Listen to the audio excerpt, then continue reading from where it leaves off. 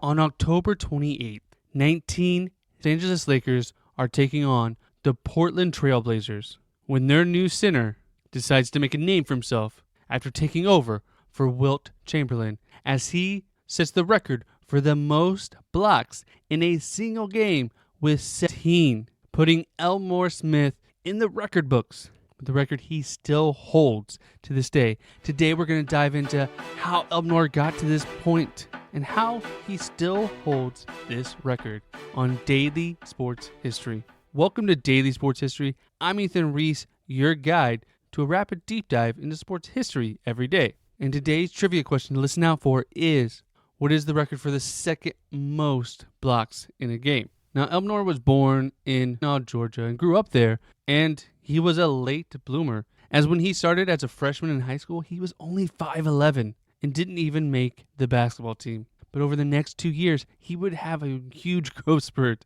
and go up to 7 feet tall as a junior. And at that point, the school basically forced him to play, as the principal threatened him and said, if you don't go out for the basketball team, I'm going to kick you out of school.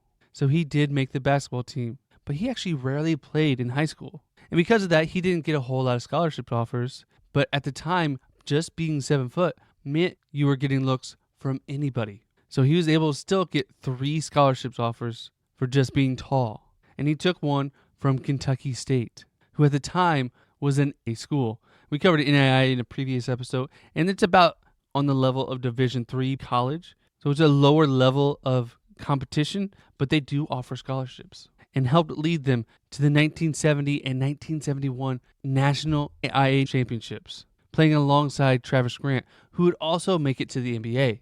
And he still holds the record for the most rebounds in a single season. And the reason why he was able to lead Kentucky State to the NAIA National Championship 2 straight years is because those final 2 years he was in school, he averaged 25.5 points and 24.2 rebounds. These were incredible numbers for anybody. And despite being from this small school, when the NBA draft came around in 1971, he was taken 3rd overall by the Buffalo Braves. In his first NBA season, he picked up right where he left off in college, scoring 17 points and averaging 18.2 rebounds, being named to the all-rookie team.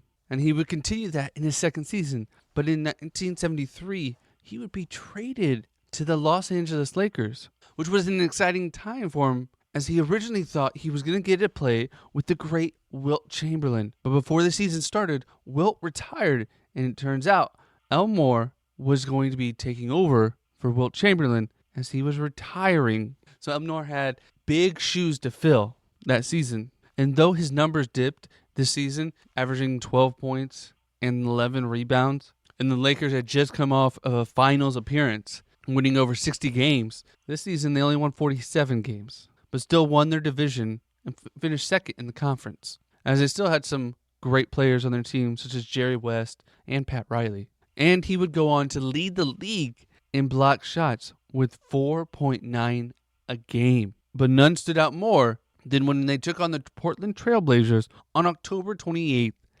1973. As it was still early in the season, and the Lakers got off to a good start that season. They were 7-2 at the time, facing off against the Blazers, who were 4-4. And the Lakers took an early lead, with Elmore dominating the competition, as they would have a 9-point lead at the half, and Elmore would have 11 blocks that first half, which is a record for the most blocks in a single half. That still stands to this day. And though the Blazers would come out the second half and win the third quarter, but ultimately lose the game 111-98, with Gail Goodrich of the Los Angeles Lakers leading the way, scoring 49 points.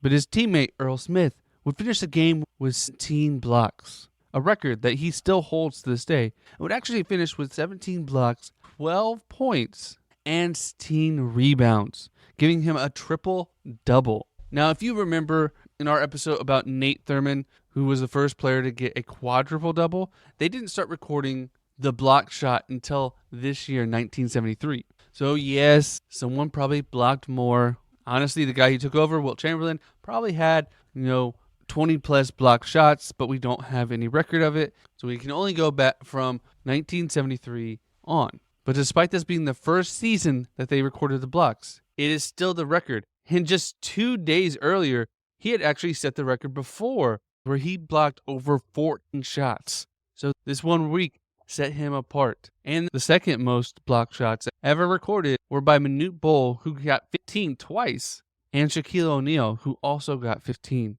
And Mark Eaton is the only other player to even get to 14 blocks in a game. Since 2000, the most block shots ever is by Keon Clark, JaVale McGee, and Hassan Whiteside, who each got 12 blocks in a game. And the most blocks ever in a postseason is 10, which is done by 3 players, Mark Eaton, Hakeem Olajuwon, and Andrew Bynum. So block shots have become harder, and it's likely the 17 block shots will never be passed again. The game is different. The game has changed so much with the three-point line. At the time when Elmore was playing, the three-point shot was not even in the game. And with a three-point shot, it's a lot harder to get blocks compared to when Elmore played. But he still made a huge impact and holds this record that will likely never be broken. And 2 seasons later, Elmore would actually be traded, part of a historic trade for the Lakers, as he was one of the players traded to the Milwaukee Bucks for the Lakers to get Kareem Abdul-Jabbar.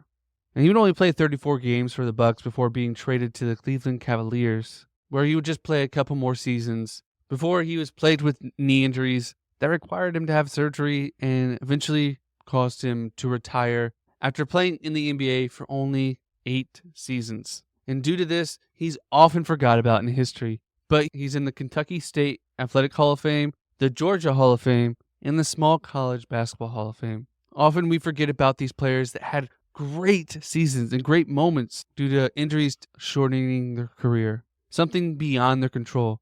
It's definitely possible that if Earl was able to play his entire career without injury, he could have been one of the greats and could have brought us even more block shot numbers that were crazy. But injuries is a part of the game, and sadly, it's taken a lot of great players from us. But it's nice to always remember that moment he had blocking so many shots, being a complete rim protector.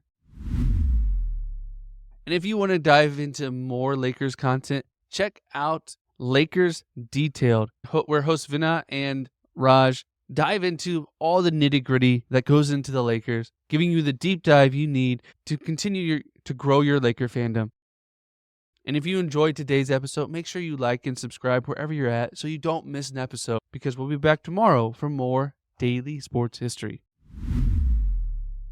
And did you catch the answer to today's trivia question? What is the second most blocked shots in NBA history? And the answer is 15, done by Manute Bol and Shaquille O'Neal.